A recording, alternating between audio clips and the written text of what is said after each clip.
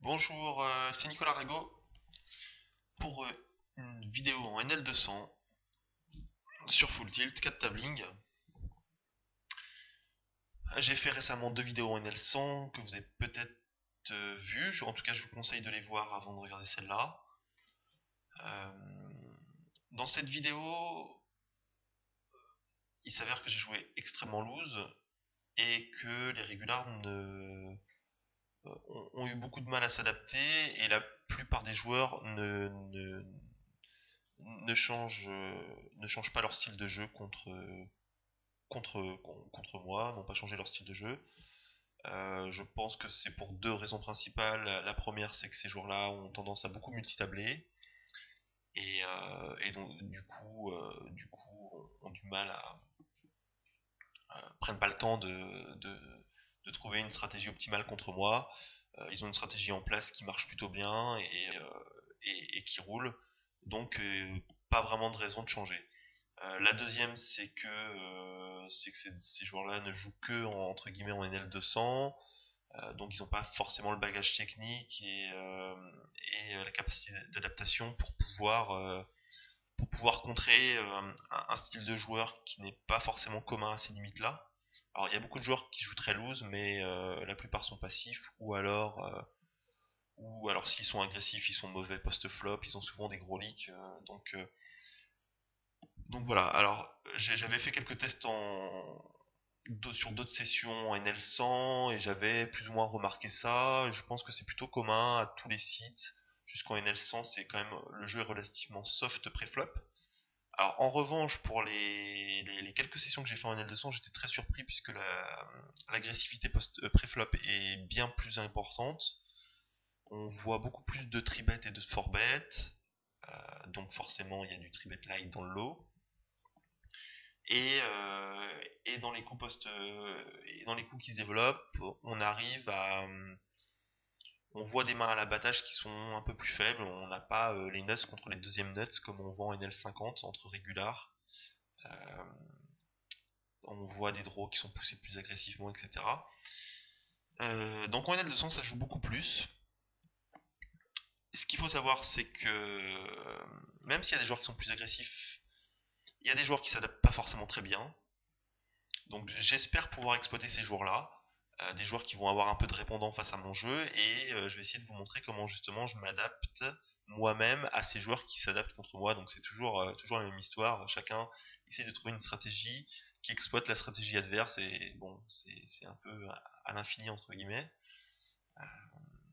Donc je vais essayer de vous montrer ça. Alors il faut savoir que sur les deux tables à gauche, en haut à gauche, en haut à droite, euh, et en bas à gauche, pardon, c'est des tables avec ante. Donc c'est les blindes 1-2, ante 0,30. Ça veut dire que tout le monde poste 0,30 centimes, 30 centimes pardon, avant de voir ses cartes. Ce qui fait que ça rajoute, quand on est à 6 joueurs, 1,80 d'argent mort qui est dans le pot. Ça fait quasiment une grosse blinde. Donc pour simplifier, on va dire qu'il y a 5 dollars à voler. Quand on fait un raise à 3 grosses blindes, c'est-à-dire à 6, au lieu d'avoir 3 dollars de blinde, on a 5 à voler. Ce qui est plus d'une fois et demie plus cher. Donc le ratio est bien meilleur pour voler. Euh, donc le jeu loose est bien plus, comment dire, euh, on doit se, on doit jouer plus loose en fait, puisqu'il y a beaucoup plus d'argent mort et que les joueurs vraiment très tight vont avoir du mal sur ces tables-là. Euh, Forcément, puisque ils vont poster sans arrêt des ontés et vont pas réussir à s'y retrouver. Alors, pour les quelques tables que j'ai ouvertes avec Ante, j'ai trouvé le niveau bien meilleur. Alors, si vous montez de limite, je pense que c'est pas forcément une bonne idée d'aller sur les tables avec Ante, puisque le niveau a l'air légèrement meilleur, c'est toujours plus loose et plus à l'aise. Donc voilà. Alors, les deux tables à gauche sont deep stack, on peut se caver à 200 BB deep, il me semble. Donc voilà. Donc, c'est parti.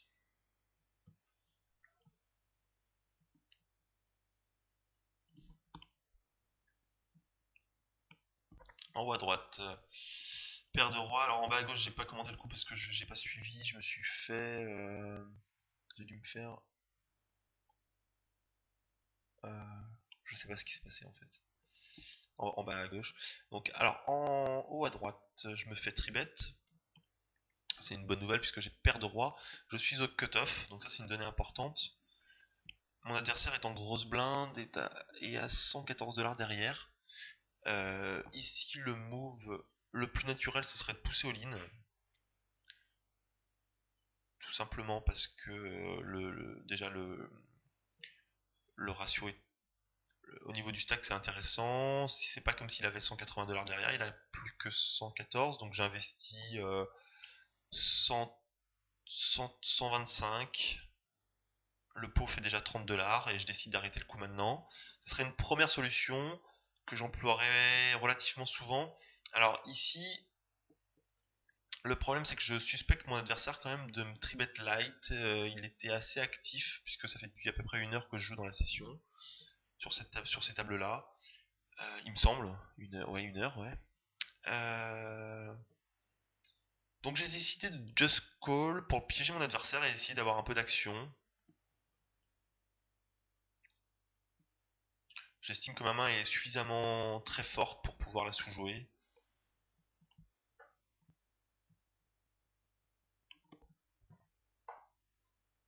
Donc j'ai juste call.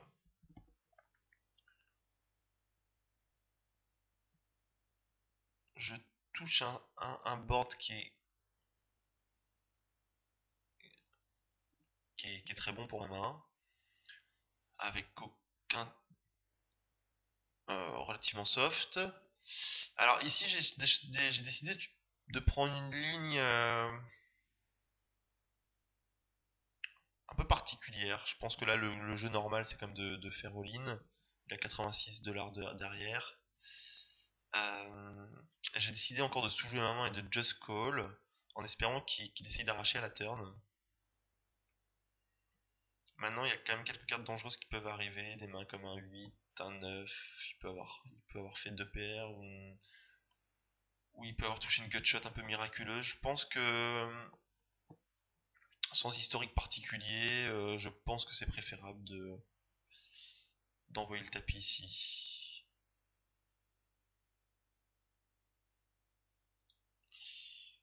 Bon, alors, bon, évidemment, le jeu optimal, c'est peut-être de relancer all-in maintenant pour mixer un peu son jeu, pour piéger l'adversaire de temps en temps. Je vais juste payer quand je vais jouer sur mes limites à moi. Ici en 1-2, je sais pas si ça vaut le coup. Euh, je sais pas si ça vaut le coup. Alors, le problème, c'est que j'ai touché un. Il y a un as qui est tombé à la turn, mon adversaire a check, j'ai aucun intérêt à miser ici. Euh, c'est le problème de sous-jouer, c'est que si par exemple il avait une main comme Roi-Valet, As-Valet, Valet-Dame, en fait, l'As peut tuer l'action. Et bon, j'aurais pu lui prendre son tapis. Maintenant, j'assume ma décision d'avoir sous-joué. Il y a aussi des inconvénients à sous-jouer, il y a des avantages, voilà. Et des fois, il y a une turn qui tombe. Et clairement, si vous aviez su que c'était cette turn-là, il aurait mieux fallu pousser all-in au flop. Mais, mais c'est comme toute décision au poker, souvent il n'y a pas de, il y a pas, il y a toujours des avantages et des inconvénients à chaque décision, et le but est de peser le pour et le contre, savoir si dans la dynamique du match ça peut valoir le coup de faire tel ou tel move pour engendrer quelque chose. Donc voilà, le call n'est pas mauvais, mais c'est quand même un risque. Donc maintenant j'ai pas trop d'intérêt à miser ici, hein. Et il a paire de 9. Alors si j'avais poussé au flop, je sais pas s'il m'aurait payé, c'est pas sûr du tout. Je pense qu'il aurait fold. Mais pré-flop, il aurait call, ça c'est sûr. Maintenant, c'est résultat orienté de dire j'aurais dû pusher pré-flop, puisque avec paire de 9, j'aurais pris son tapis, chose que je n'ai pas fait ici. Et c'est clairement un mauvais raisonnement de pensée, puisque on raisonne jamais suivant. la main que l'adversaire montre, mais suivant un éventail de mains possible, et on raisonne en fonction de ça. Donc ma décision était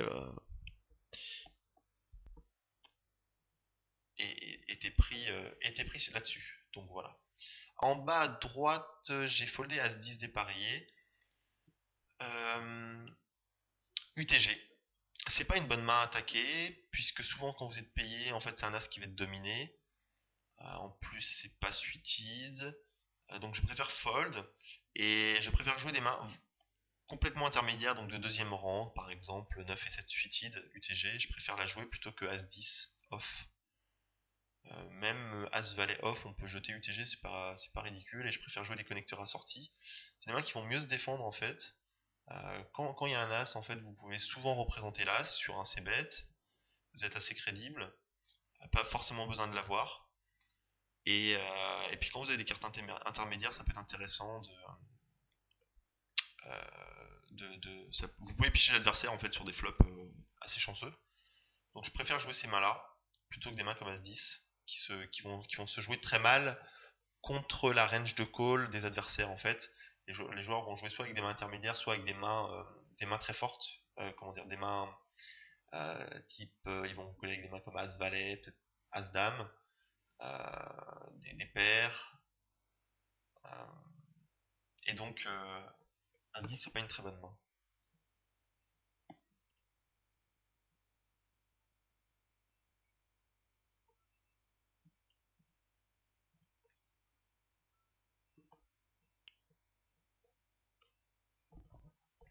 Alors, en fait, pour revenir sur le coup de tout à l'heure avec ma paire de rois, si je jouais toujours passivement de la même manière ma paire de rois, ce serait clairement un gros leak dans mon jeu. Euh, Peut-être que si je jouais. Alors, j'ai dit si je jouais tout le temps passivement. Si je joue tout le temps agressivement ma paire de rois, euh, c'est pas très grave, je pense, jusqu'à une certaine limite. Maintenant, quand vous jouez à un bon niveau, il faut mixer un peu son jeu. Alors, vous allez jouer plus souvent votre paire de rois de manière agressive parce que c'est plus naturel, on va dire. Mais de temps en temps, vous devez la jouer un peu passivement euh, pour tromper les ennemis, pour pas que vos adversaires vous disent ok, il a call mon c-bet, il a call mon entrée-bet, il a call mon c-bet, il a pas une main énorme. Ou alors il a flopé Brelan, mais la plupart du temps il a pas une main énorme, il a une main un peu bancale, qui veut pas beaucoup d'action. Donc voilà. En haut à gauche, j'ai 200 BB deep, j'ai collé avec paire de 6, j'ai touché un excellent flop, et j'ai décidé de donc bet. J'ai pas d'historie particulier, j'aurais peut-être pu check raise, check call est possible. Check call peut-être. euh, Check call j'aime un peu moins, à moins que mon adversaire a tendance à beaucoup beaucoup second barrel. Euh, Peut-être. Donc mon adversaire a payé ici, c'est vraiment vraiment intéressant. J'ai pas d'intérêt ici à check, donc le plan est simple, hein, on va bet, bet bet bet. Maintenant qu'on a donc bet, le plan est tout tracé.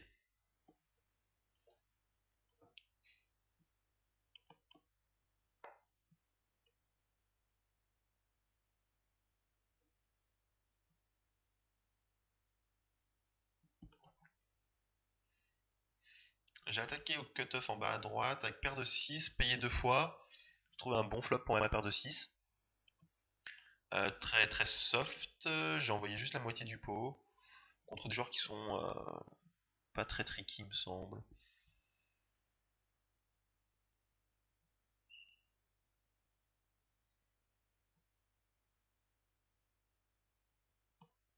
Alors, en, en haut à gauche, j'ai attaqué les blindes. J'étais en petite blinde, j'ai attaqué la grosse blinde, j'ai été call. J'ai décidé de check fold ici. J'aurais pu c-bet, c'est vrai. Le problème, c'est que. Pourquoi je l'ai pas fait ici? C'est un board qui est très riche, j'avais peur d'être call assez souvent par pas mal de float et de devoir lâcher hors position, donc j'ai décidé de check fold. C'est pas grave des fois d'abandonner certains coups, même si vous avez attaqué pré-flop, c'est pas gênant. J'étais call 2 fois, donc ça c'est pas très bon. Peut-être qu'un joueur a les trèfles. Il y a très très peu de chances que quelqu'un ait un tirage quinte ici. Peut-être un roi, une paire supérieure, paire de 7, paire de 8. La turn est plutôt soft. Maintenant, je suis peut-être, c'était le problème, c'est que j'ai peut-être déjà battu, donc j'ai décidé de check fold.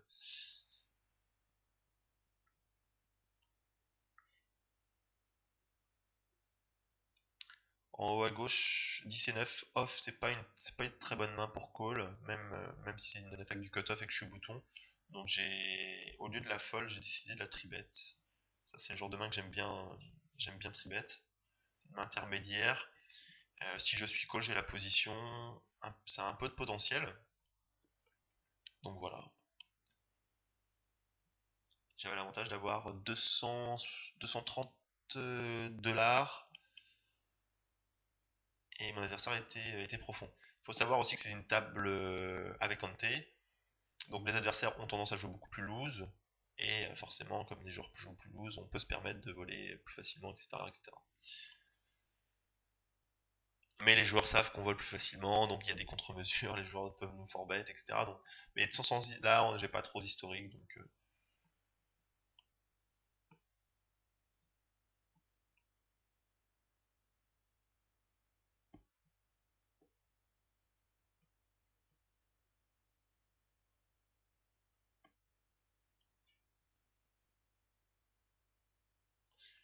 donc sur les deux tables à gauche, les joueurs sont vraiment profonds. C'est pas simple à jouer puisque donc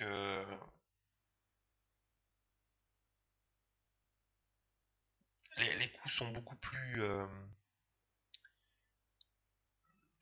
plus profonds, peuvent aller quand les coups vont à la river, les tapis sont encore profonds. On peut faire des gros moves, on implique beaucoup d'argent dans les coups et il faut réfléchir avec les risques qu'on prend, etc., etc. C'est vraiment pas simple. Les, les références pour stack off ne sont plus du tout les mêmes à 200 BB deep pour stack off au flop que quand on est à 100 BB deep. C'est beaucoup plus simple à 100 BB deep. Euh, donc tout ça fait que c'est beaucoup plus compliqué. Et en général, les joueurs ont quand même beaucoup moins,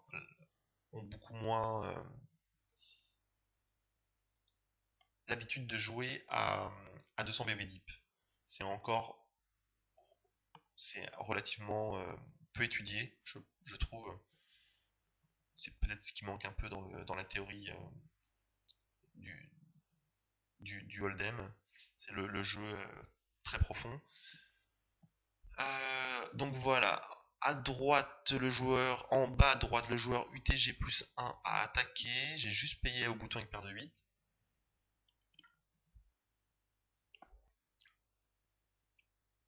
Le flop est très bon.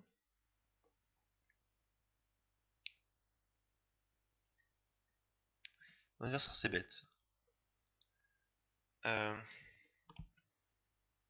alors, il a 360 dollars.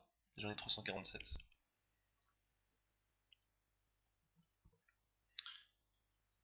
Euh, donc ça, c'est des coups avec lesquels je vais plus souvent call que raise, évidemment. Puisque je représente quasiment aucune main forte ici. Euh, les seules mains fortes que je pourrais avoir, c'est une paire de 6, As-4. Et c'est tout. Donc quand je relance, bon, je pourrais avoir piégé avec une paire de dames pré-flop, ce serait pas impossible, mais il y a quand même peu de chance. Donc c'est vrai que le fait de relancer, ça permet de protéger votre main, mais c'est difficile d'extraire de la value avec, puisque vous n'allez pas être collé par paire de 2. Donc c'est pas le jeu naturel de raise. Alors le problème de payer évidemment, c'est que vous laissez la possibilité à l'adversaire de voir des cartes et de les toucher. L'avantage que ça te paye, c'est que si vous êtes battu aussi, c'est que ça permet de pas de contrôle. Donc le jeu naturel, c'est de payer. C'est vrai que pour équilibrer son jeu, quand on a ce genre de situation et qu'on n'a rien, admettons j'ai valet dame suited, valet dame à carreau, C'est le genre de flop où on peut pas faire grand chose, puisqu'on représente pas grand chose quand on raise. Alors si on est contre un joueur qui se laisse faire et qui lit pas trop les boards, on pourrait le raise en bluff. Mais, mais si c'est un très bon joueur, forcément, on manque d'options. Puisque quand on a une main, il sait très bien qu'on a une main un peu faiblarde et qu'on va pas raise. Donc c'est intéressant de comprendre comment on va jouer notre range face à une situation précise. Et essayer de vous poser la question des fois, tiens, ok, dans telle situation, si j'avais rien, qu'est-ce que je ferais? Est-ce que je pourrais bluffer ce coup? Face à tel adversaire qui est malin, voilà. Essayez de changer de place aussi, mettez-vous à la place de l'adversaire, réfléchissez, tournez le coup dans la situation dans plusieurs sens. Euh, alors, c'est vrai qu'ici, c'est une situation où je vais souvent fold, souvent call et rarement raise. Si j'ai une très grosse main, je vais souvent la raise. Admettons si j'ai paire de 6, je vais souvent raise ici parce que je sais que je suis pas très crédible. Donc finalement, c'est tellement le top de ma range et que mon adversaire sait que qu'il y a que avec le top de ma range que je raise. Bon, mon adversaire se doute que j'ai beaucoup de bluff à ce moment-là et donc ça peut engendrer de l'action. Donc c'est intéressant. Donc ici paire de 8, just call. Doublette du 6 qui est une très bonne carte. Puisque c'est une brique, hein, à moins qu'il ait à 6 et qu'il a touché, mais c'est quasiment une brique. J'ai décidé d'envoyer 16 dans 35, la moitié du pot.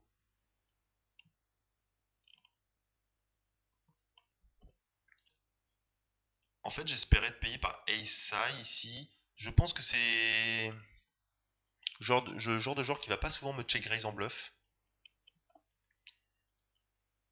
Il va peut-être penser que j'ai un 6 en main et que ça peut lui faire peur. Ici, ça sera intéressant ici pour lui de faire un raise à 50 en bluff avec une main type roi-dame.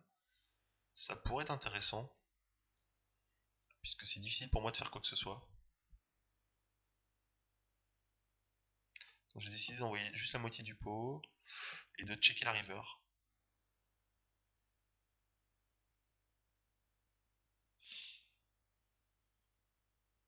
Donc là j'ai aucun intérêt à miser. Et mon adversaire, c'est lui qui avait paire de 6, le Saligo. Et il a fait carré, histoire 2. C'est pas très malin de faire carré à la turn, hein. Un peu un gâchis de chance.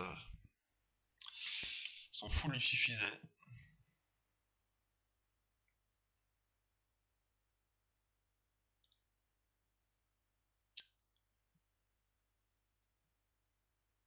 Euh, L'adversaire au bouton a attaqué mes blindes. J'ai call avec roi-dame. Je suis assez profond, il me semble. Non, j'étais pas très profond, j'avais 250 BB à peu près.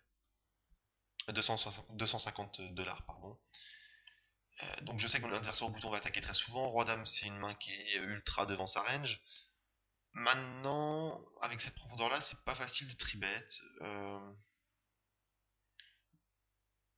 C'est pas évident. Je pourrais tribet avec roi-dame off.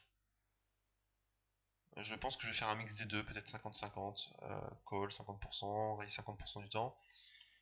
C'est vrai que comme on est plus profond, mon adversaire va payer peut-être un peu plus light avec des mains type roi 10, dame valet, dame 9, etc. Puisqu'il va se dire qu'il a de la profondeur. Maintenant, voilà, comme il a de la profondeur et qu'il a la position, c'est des mains qui peuvent être compliquées à jouer. Donc,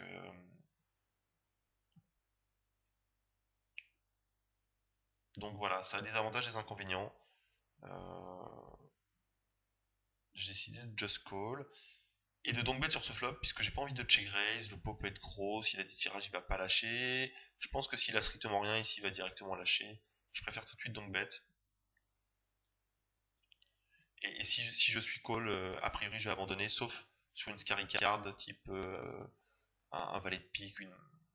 Si un pique sort, je pense que je vais pouvoir bluffer le coup. Parce que je suis censé. De son point de vue, je peux semi-bluff assez souvent avec. je peux semi-bluff assez souvent avec le tirage couleur. En heads up, quand on check raise par exemple au flop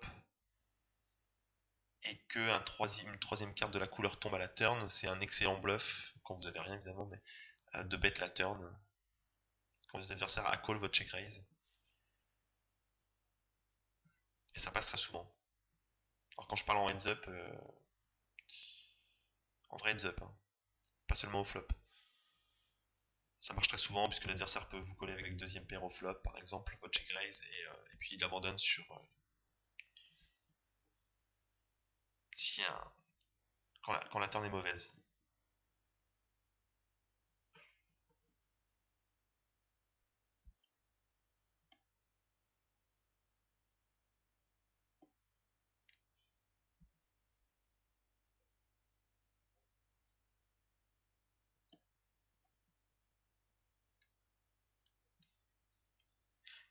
Alors mon adversaire a donc bet. J'ai attaqué au bouton en bas à droite, j'ai touché les nuts. Non, j'ai pas touché les nuts. Euh,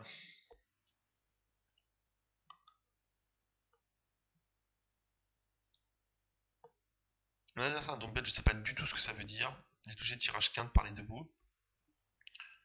De toute façon, contre une main type As-9, As-10, pardon, j'ai 50% d'équité, j'ai la position. Quand je vais pas toucher, je vais perdre le coup. Bon, je vais peut-être pouvoir l'arracher aussi, mais ce que je veux dire, c'est que quand je touche, moi, de mon côté, je vais pouvoir peut-être extraire un bet de plus. Et là, mon EV, elle est bien plus grande que la sienne. Puisque je vais pouvoir extraire de l'argent quand il y a de bonnes chances d'être devant. Et c'est là que la position fait la différence. Donc j'ai décidé de relancer. Le problème, c'est que j'ai été call et c'est une brique totale. Peut-être que mon adversaire est sur les trèfles, mais c'est peut-être la seule main que je battrais ici et que je pourrais peut-être faire passer. Si je bête, je ferai pas passer un 10 ici. Donc je bête la turn pour abandonner la river. Je sais pas si c'est terrible. Je sais pas du tout. Peut-être qu'il faudrait bet la turn et bet la river. J'ai décidé ici de prendre la free card. Je pense que mon adversaire avait de bonnes chances de call ici à la turn. Donc j'en voyais pas trop l'intérêt. Je me voyais pas forcément bet la river. Donc il me semble que j'ai pris la free card.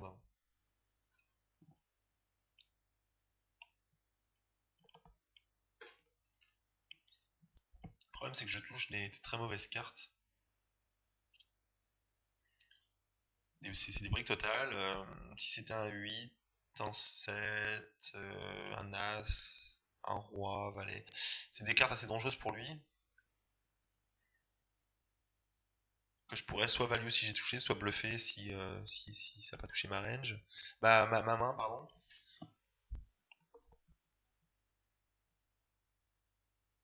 Et à la river, il bet, il peut avoir les trèfles, hein, c'est possible.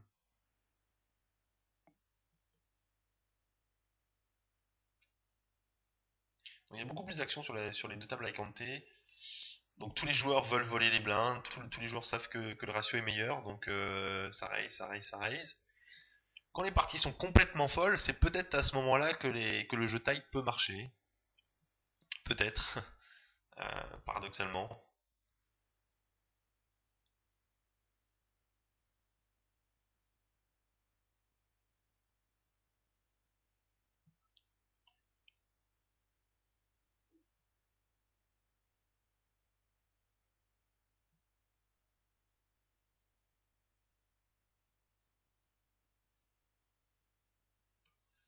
C'est vrai que les joueurs ont quand même tendance à beaucoup respecter les attaques des joueurs UTG UTG plus 1. Donc je ne vous recommanderais jamais assez de tenter des moves pré-flop sur ces joueurs-là, puisqu'ils n'ont pas toujours les as. Ça paraît évident, mais il y a- il faut rajouter des tribet light sur les joueurs UTG, c'est important. Et mettez-vous à leur place. Bah, quand vous faites tribet, C'est de la part d'un régulier sérieux, c'est très dangereux et vous allez forcément folder beaucoup de mains pré-flop après un tribet. Alors en haut à gauche, bonne main pour au bouton, une paire de 5, j'ai touché un très mauvais flop. Euh,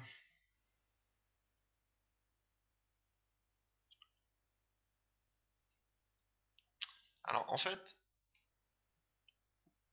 c'est toujours un peu délicat ici. On a de la showdown value avec notre main, entre guillemets. Le problème, c'est que on verra très rarement la river sans mise. Excusez-moi, je bois un petit coup d'eau. Alors, c'est vrai que si on bet, on n'a pas de value à extraire du coup. On va pas être payé par paire de 3.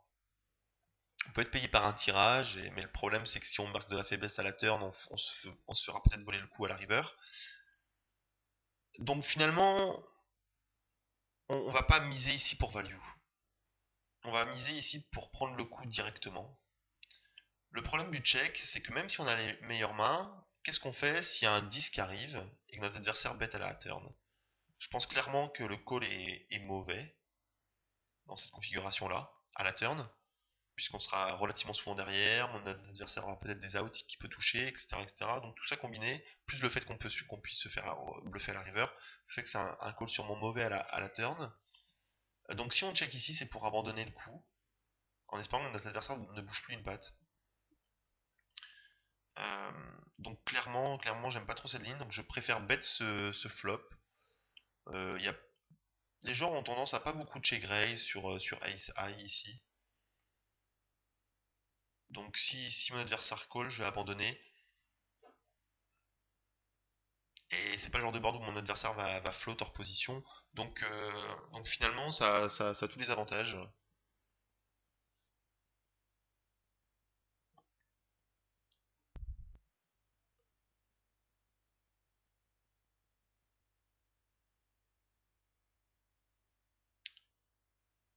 Alors, en bas à droite, ouais, merci de m'avoir écouté, Nico, et d'avoir checké ce flop. Donc voilà, j'ai pris une ligne clairement, clairement que j'aime pas. Et on va voir ce que m'ont fait mon adversaire. J'espère qu'il va miser à la turn et que je vais fold comme ça. Voilà, ça mettra en application ce que j'avais dit. En bas à droite, mon adversaire fait 7. C'est un joueur qui est 18-16. Je pourrais just call au bouton. Euh, en général, je préfère raise pour value. J'ai la position, j'ai une main qui est très forte contre sa range. Ça me permet d'isoler le joueur, etc., etc. L'avantage du call, c'est que ça permet d'engendrer de l'action de la part des joueurs en blinde, typiquement du short stack qui est en petite blinde, et du joueur qui a 260 dollars en grosse blinde qui peut faire un squeeze. Donc ça peut être intéressant de call, ce serait un très bon argument pour just call, et un peu balancer votre range et contrer le joueur. Si par exemple si par exemple je just call à 7 ici, et que la grosse blinde raise à squeeze, je sais pas, on va dire 7 x 4, 28, bon, on va dire il fait 30, il squeeze à 30, et que le premier joueur fold, clairement ici je vais pas fold. Peut-être que ce serait un petit peu ambitieux de raise, parce que je serais obligé de stack off. Si mon adversaire fait 30 et que je fais 75-80 et qu'il me fait all-in, je vais être obligé de payer évidemment. Donc ça fait peut-être un peu cher, ça fait 130 grosses blindes avec juste As-Dame. Ce serait un peu compliqué. Mais le jeu normal, ce serait de payer 30 et de jouer le coup en position. Faut pas avoir peur de jouer les coups avec As-Dame. Si vous pensez que votre adversaire est souvent en carnaval, et bah vous jouez le coup, voilà. Il faut sortir du truc, je n'ai que top pair, dans un pot qui est énorme, etc., etc. Non, si vous pensez que votre adversaire a souvent pas grand chose, et bah votre main est bonne et il faut la jouer avec un pot qui va être plus gros que d'habitude, mais voilà, c'est tout.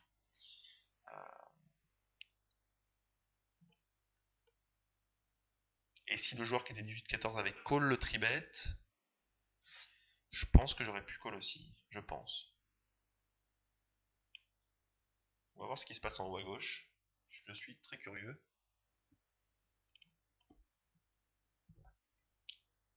Voilà, il met 10. Peut-être que le 2 c'est une carte soft, en plus j'ai le 5 de carreau. Peut-être ici que je peux call exceptionnellement. Sur beaucoup de cartes j'aurais fold à la turn. Beaucoup de cartes type 10, valet, roi, 9, etc. Peut-être ici je peux call. C'est borderline je pense. J'aurais plus intérêt à call si j'ai déjà montré à mon adversaire que j'étais capable de checker top pair en position pour le piéger 2 fois de suite, payer la turn et la river. Il y a des joueurs qui, par exemple, si vous checkez en position la top pair, ils vont pas s'empêcher de bluffer quoi qu'il arrive la turn et la river. Et dans ces cas-là, des fois c'est plus intéressant de check back certains coups si les joueurs font des erreurs récurrentes. En haut à droite, j'ai squeeze avec As-Roi classique.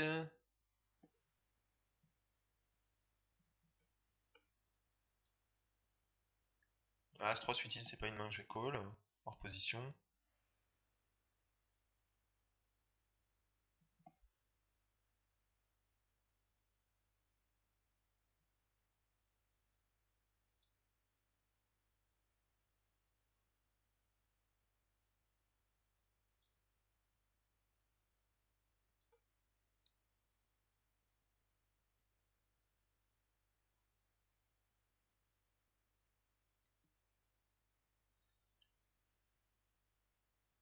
Alors, en bas à gauche, on a un coup intéressant. On est profond.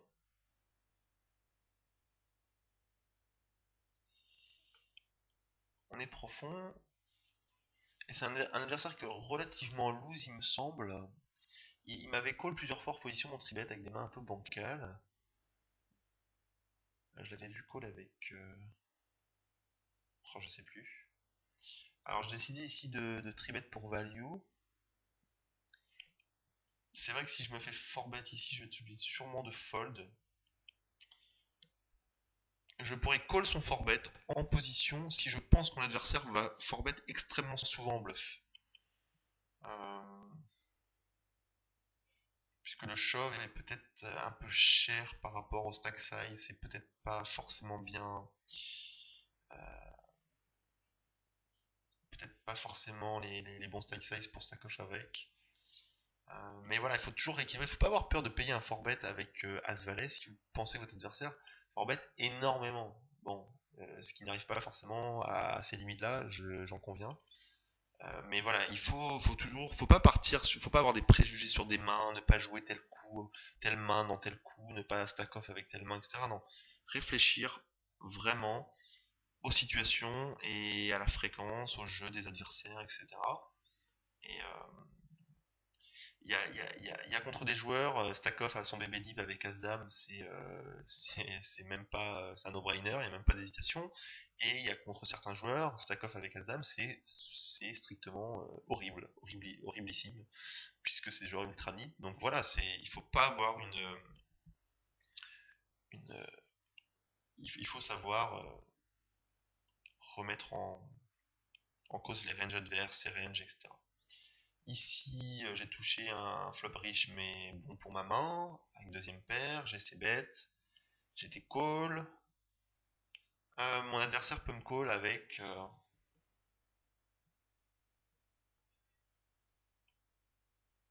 un roi, paire de dames, peut-être un valet. Hmm, je sais pas s'il aurait call avec un draw, peut-être qu'il m'aurait raise, peut-être, je sais pas.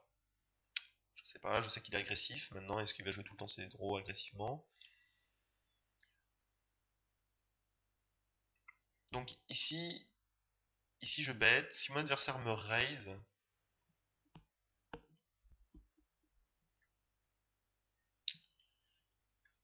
j'aurais fold.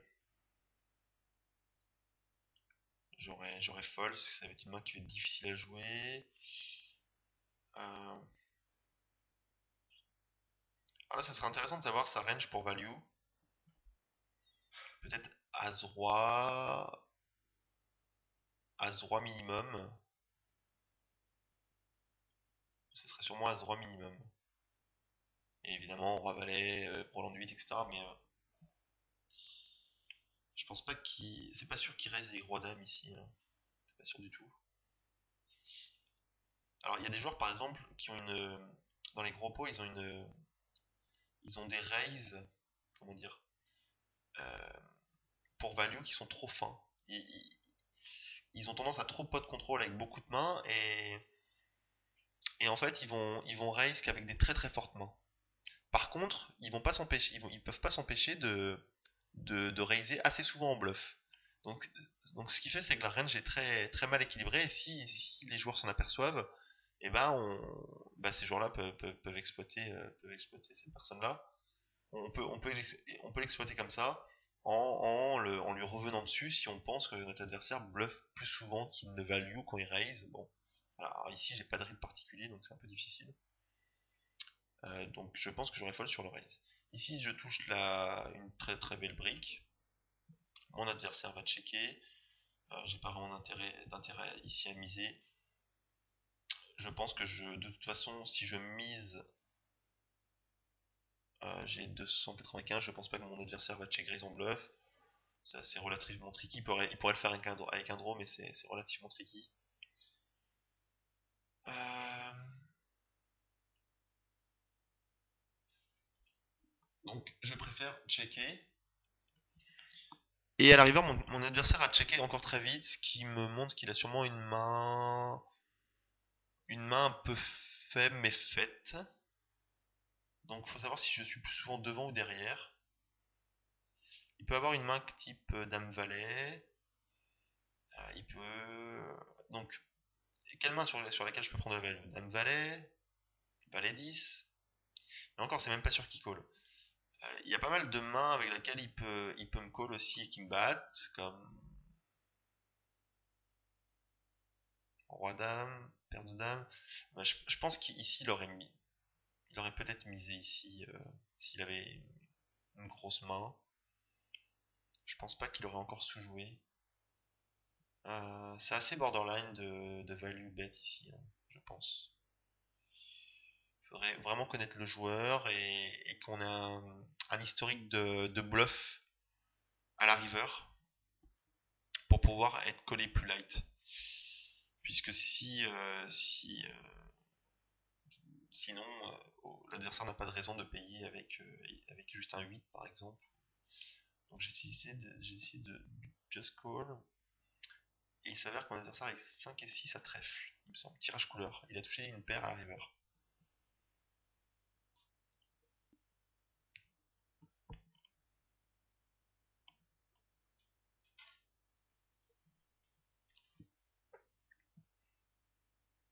Ah non. Il avait valet 10. Donc c'est une des mains sur lesquelles j'aurais peut-être pu prendre la value, mais c'est même pas sûr. Donc si j'avais vu sa main, j'aurais évidemment bête. Maintenant, quand on sait un éventail, c'est pas sûr. Là, je me pose vraiment la question, est-ce qu'il m'aurait call? C'est intéressant. Est-ce qu'une mise d'un tiers du pot, 50, dans 121, c'était une option intéressante aussi. C'est compliqué de trancher ici, hein. 50 dans 121, ça permet de placer des bluffs pour pas cher après. Pourquoi pas.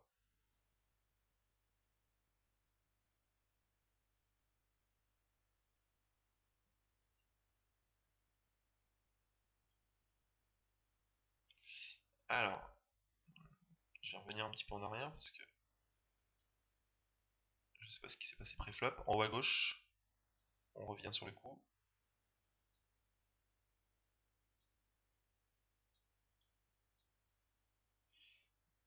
Ok, mon adversaire a fait 5 pré-flop avec les parties avec ante, donc j'avais juste 3 à payer dans un pot qui est gros puisqu'il y a des ante à côté, etc. Donc j'ai payé 9 et 10 off, je pense que c'est assez standard. Voilà. Le flop est arrivé.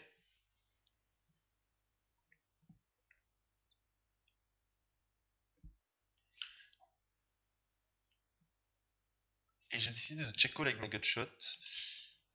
Alors l'idée du coup c'était de check raise en bluff à la turn. Donc j'ai collé pas parce que j'ai les cotes avec ma gutshot, mais parce que j'avais un plan derrière qui était de bluffer le coup. Soit en check raisant la turn, et si mon adversaire check la, la turn, j'aurais bluffé la river. Donc voilà, c'était ça l'idée du coup.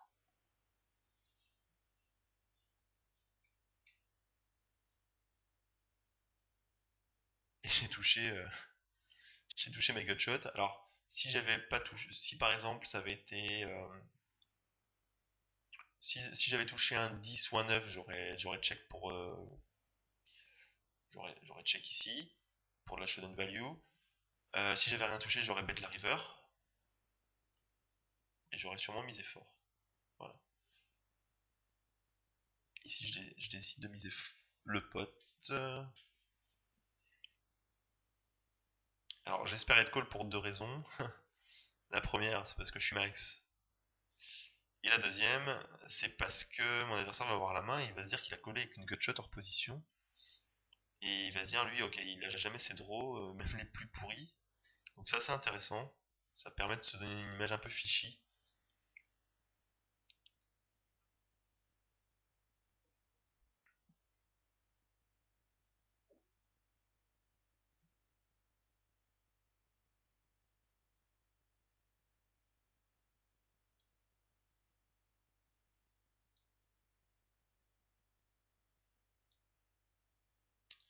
Alors,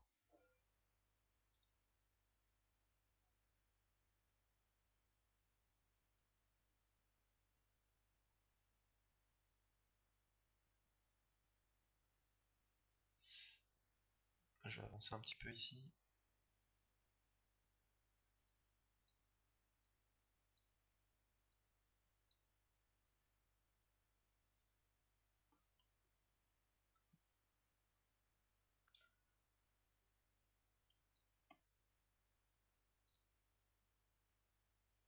J'ai trouvé quelques coups. Voilà. Alors, en haut à droite, j'ai attaqué préflop à 6, j'ai été payé. Donc j'ai assez bête facile.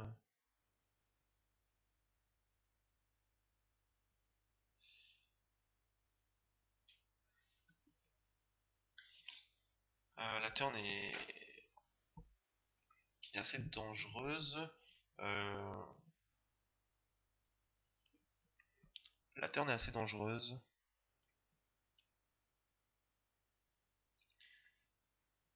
Puisque ça fait rentrer un troisième trèfle, c'est un 6 qui peut donner.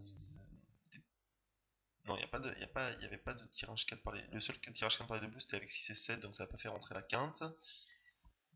Euh, Mon adversaire a call très rapidement.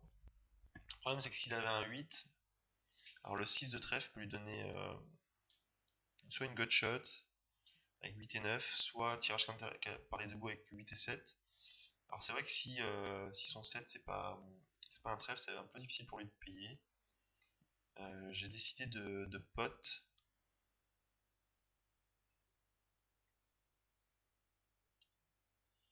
Euh,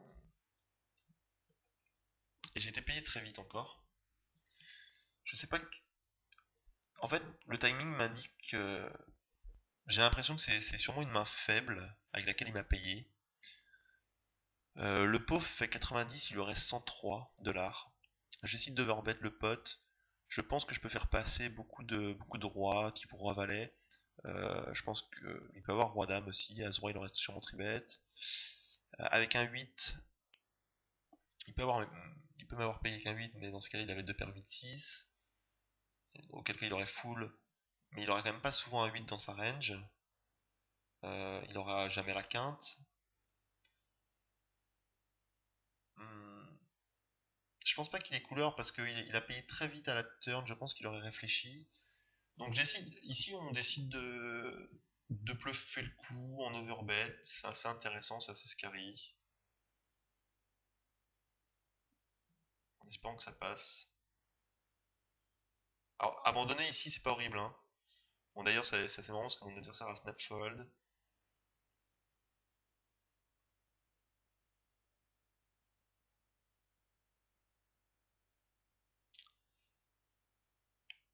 Ce qui indique qu'il était soit sur un draw, soit sur une main faible et qu'il voulait un abattage pas très cher.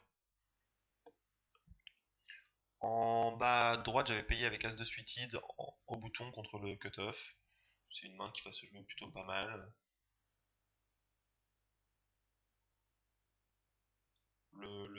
Un point qui pourrait nous encourager à fold cette main-là dans cette position, c'est si les blindes sont très actives. Donc c'est toujours intéressant de voir ce combat entre. En fait, il y a 6 places en Six Max, mais pour moi, il y a trois grandes positions différentes. C'est les blindes. On va être hors position pour le coup. Il y a les deux premières positions où les gens jouent vraiment tight. C'est, euh, il y a peu de différence entre UTG et UTG plus 1 au niveau de la range d'ouverture. Et entre le joueur cutoff et bouton, les ranges sont assez proches aussi. C'est deux positions de vol. Et en fait, c'est marrant parce que chaque binôme a son rôle, chaque, euh, chaque deux positions comme ça a un rôle particulier et il y a une énorme différence euh, quand vous passez d'un camp à l'autre. Par exemple, entre UTG plus 1 et cutoff, il y a une grosse différence.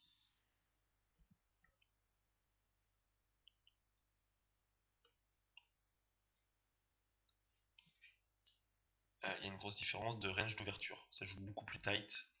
UTG plus 1 évidemment. C'est la scission elle est très nette. Vous pouvez regarder justement votre VPIP suivant les positions. Il n'augmente pas de manière proportionnelle suivant les positions. En fait, il augmente souvent par marche euh, bien plus importante. C'est assez intéressant de regarder ça. Alors, à droite, j'ai été payé. J'ai trouvé un 10 de cœur qui m'ouvre la note flush. Draw. Donc, je semi-bluff dessus, assez facile. Rien de particulier à signaler. Donc, bon, c'est vrai que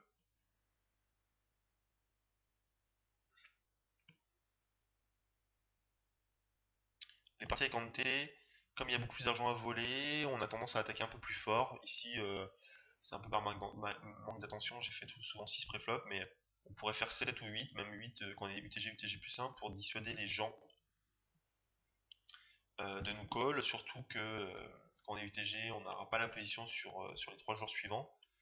Et sur les tables avec Ante, plus le fait qu'on soit deep, ça encourage les joueurs qui ont la position de nous call pour essayer de nous manipuler. Donc on a tendance à raiser un peu plus fort pour que ce soit plus compliqué à ces joueurs-là de nous call, pour qu'ils aient entre guillemets moins la cote. Là c'est vrai que je l'ai pas fait, un peu par manque d'attention et peut-être fainéantise aussi. Voilà.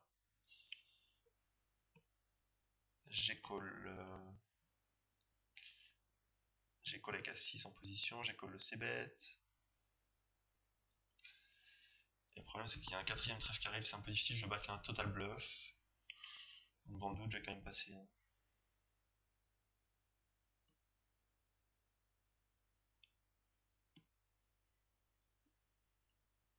Hmm.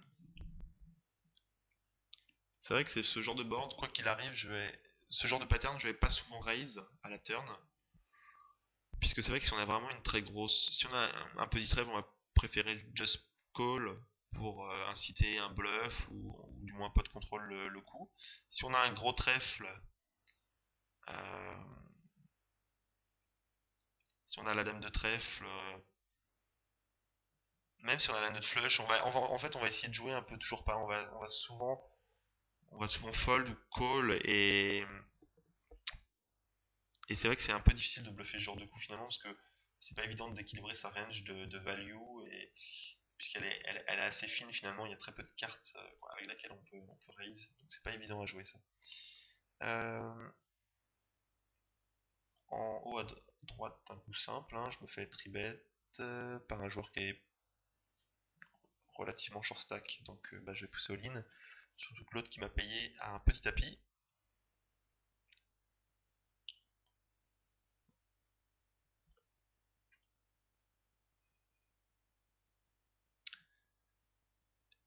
Et la surprise, j'ai été payé par un 7 et 8 hacker, donc ça me voit encore des grosses erreurs quand même, hein. Et bon, ça passe. On voit quand même des énormes erreurs à ces limites-là.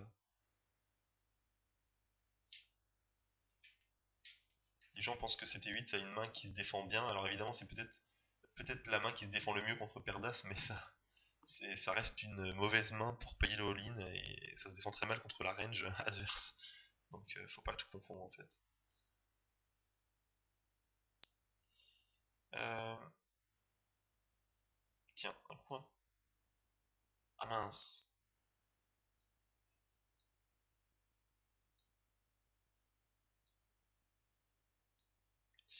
J'ai, je suis revenu en arrière.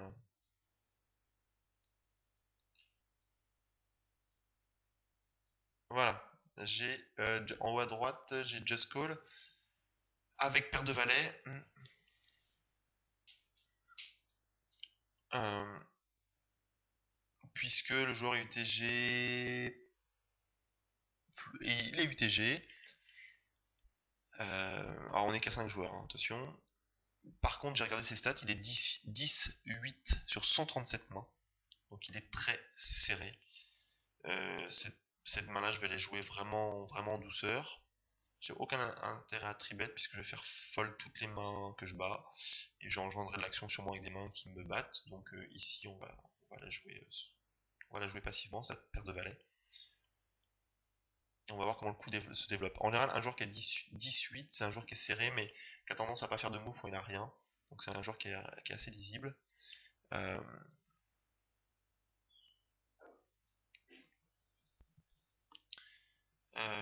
j'ai touché Broland, donc j'ai Just Call aussi au flop. Je vais pas souvent check raise ici quand même. J'ai peur de faire folle beaucoup de mains. Je pense que si mon adversaire mise ici, il a souvent une grosse main. Donc, s'il mise, c'est souvent. Ça veut dire que je vais souvent tout lui prendre. Bon, je fais full max. A priori, il a rien. J'essaie de miser fort au cas où il ait une main type.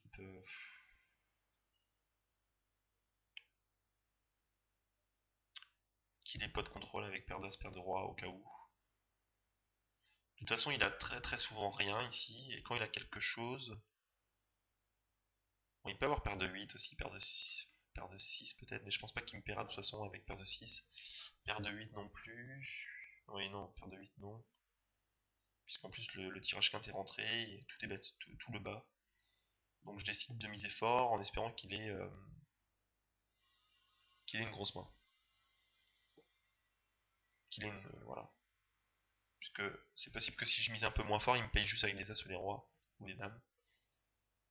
Il peut avoir paire de 10 aussi et me payer pareil. Alors j'avance un petit peu, il y a un coup que je voudrais vous montrer.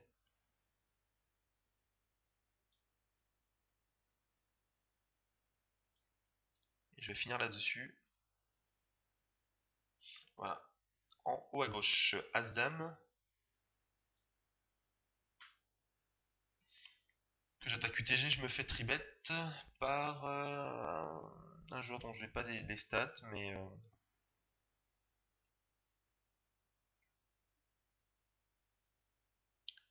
et je vais me faire call par la grosse blinde qui a seulement 60 $ devant lui, il va mettre 20 $. Donc lui, euh, c'est sûrement de l'argent mort, un joueur qui peut être tombé amoureux d'un connecteur assorti ou qui veut gamble. Ah, j'ai pas mis start.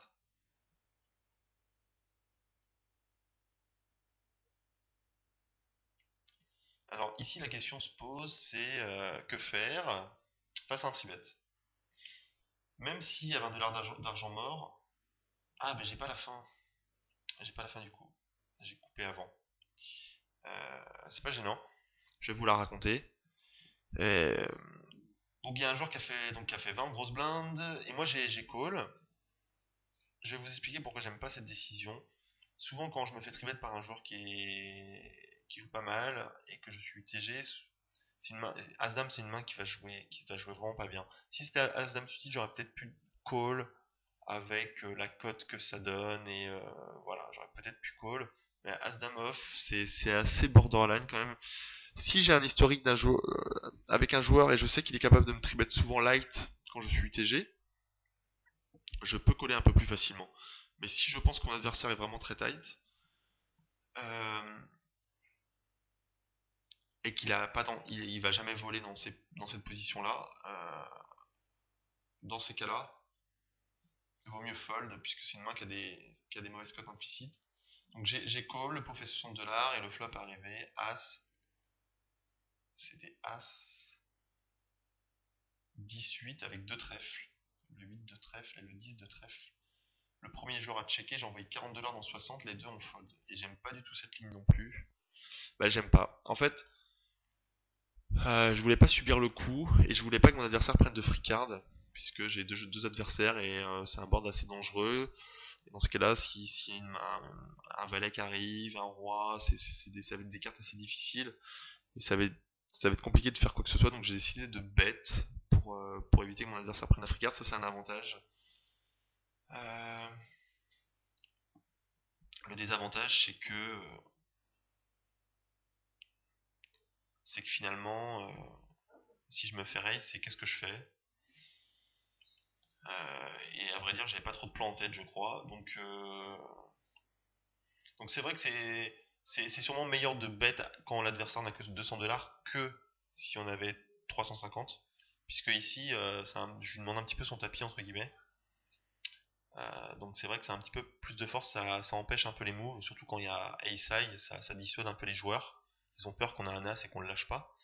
Donc c'est un petit peu plus fort de le faire quand même quand on a 200 $. Mais quand même, bon, on sent bien que c'est des coups qui sont difficiles à jouer. Forcément, si mon adversaire a As-Roi, je vais peut-être tout perdre. Alors, bon, ok, certains pourront dire que c'est un setup, mais j'en suis pas du tout sûr. Donc voilà, typiquement, je pense que c'est le genre de coup qu'on peut se passer, qu'on peut folder pré-flop. Ça évite les décisions compliquées au flop et post-flop. Donc voilà. Voilà pour cette vidéo de NL200. J'ai essayé de vous montrer un style loose et, un style loose qui s'adapte contre les joueurs qui essayent de s'adapter. Voilà. Je pense que c'est à partir de la NL200 qu'on commence à avoir certaines dynamiques de jeu qui s'installent entre les joueurs. Et c'est là que ça devient un petit peu plus pointu au niveau du metagame. Bon, il y a encore des joueurs qui font des grosses erreurs techniques et je pense qu'on peut les exploiter. Euh, donc les tables avec Ante, c'est à essayer maintenant, je pense que le niveau est bien meilleur. Donc voilà. J'espère que ça a été clair cette vidéo. Si vous avez des questions, bah, posez-la sur les forums. J'essaierai d'y répondre du mieux que possible sur les forums ou dans les commentaires de vidéos. Et voilà, je vais poursuivre ma série sur du short-handed en essayant différents styles de jeu, essayer de vous montrer différents panels de ce qu'on peut faire, de ce qui est possible. Et voilà. Allez, bonne journée à vous. Ciao, ciao.